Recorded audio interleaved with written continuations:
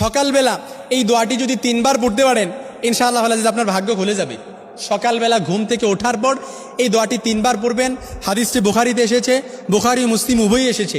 ইনশাআল্লাহ কেউ যদি এই দোয়াটি 3 বার পড়তে পারে ইনশাআল্লাহ তার ভাগ্য খুলে যাবে।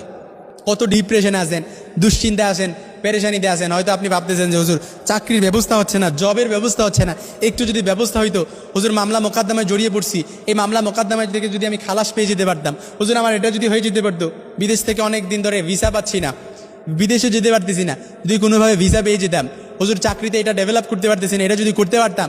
মা বোনেরা অনেকেই বলে যে হুজুর স্বামী কথা শোনে না, যদি এটা করতে পারতাম। ইনশাআল্লাহ এই সকালবেলা এই দোয়াটি 3 বার পড়বেন, ইনশাআল্লাহ আপনার ভাগ্য খুলে যাবে। আপনি আমার দিকে অ্যাটাচমেন্ট বাড়ান, আমি আপনাদেরকে বলতেছি এই দোয়াটি পড়ার পর আপনি যা বলবেন রাসূল বলেন উস্তুজিব, কবুল। যা বলবেন তাই কবুল। আপনি বলছেন আল্লাহ পেরেশানিতে আছি, পেরেশানি দূর করে দেন, উস্তুজিব, কবুল। আপনি বললেন আল্লাহ দুশ্চিন্তায় আছি, দুশ্চিন্তা দূর করে দেন, রাসূল বলেন উস্তুজিব, কবুল। আপনি বললেন আল্লাহ আপনি আমার উপর রহম করেন, রাসূল বলেন উস্তুজিব, কবুল। আপনি বললেন আল্লাহ আপনি আমার এই দোয়াটা কবুল করেন, রাসূল বলেন উস্তুজিব, কবুল। আপনি বললেন আল্লাহ খুব বিপদে আছি, মামলা মোকদ্দমায় জড়িয়ে পড়ছি, আল্লাহ একটু আপনি আমাকে মুক্ত করেন, রাসূল বলেন উস্তুজিব, কবুল। আপনি বললেন আল্লাহ খুব বড় বিপদে আছি, এই বিপদ থেকে আপনি আমাকে দূর করেন, রাসূল বলেন উস্তুজিব, কবুল। আর আপনার যত দোয়া আছে সব দোয়াগুলো যদি আপনার আল্লাহ তাআলা কবুল করে নেয় তখন তো আপনার ভাগ্য এমনিতেই খুলে যাবে ইনশাআল্লাহ। এই জন্য এই সকালবেলা এই দোয়াটি 3 বার পড়বেন। আল্লাহ রাসূল সাল্লাল্লাহু আলাইহি সাল্লাম দোয়াটি একেবারে সহজ।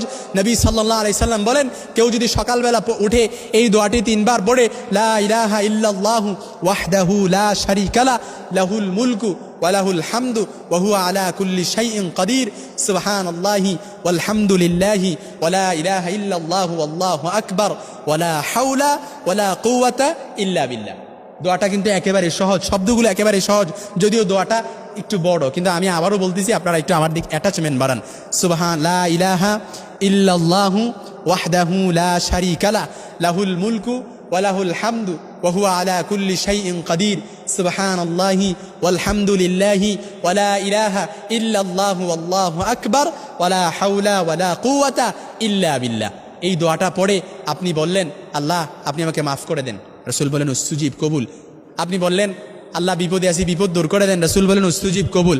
আপনি বললেন আল্লাহ খুব বেশি ডিপ্রেশনে আছি, ডিপ্রেশন দূর করে দেন, ফার্স্ট্রেশনে আছি, হতাশ আছি, আল্লাহ দূর করে দেন, রাসূল বলেন উস্তুজিব, কবুল।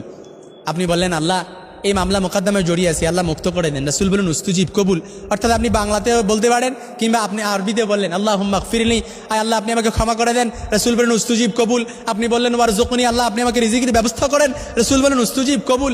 আপনি বললেন আহদিনী, আল্লাহ আপনি আমাকে হেদায়েত দান করেন, রাসূল বলেন উস্তুজিব, কবুল। আও দা, অথবা যে কোনো দোয়াই করেন না কেন, আমি হয়তো নামগুলো সিলেক্ট করে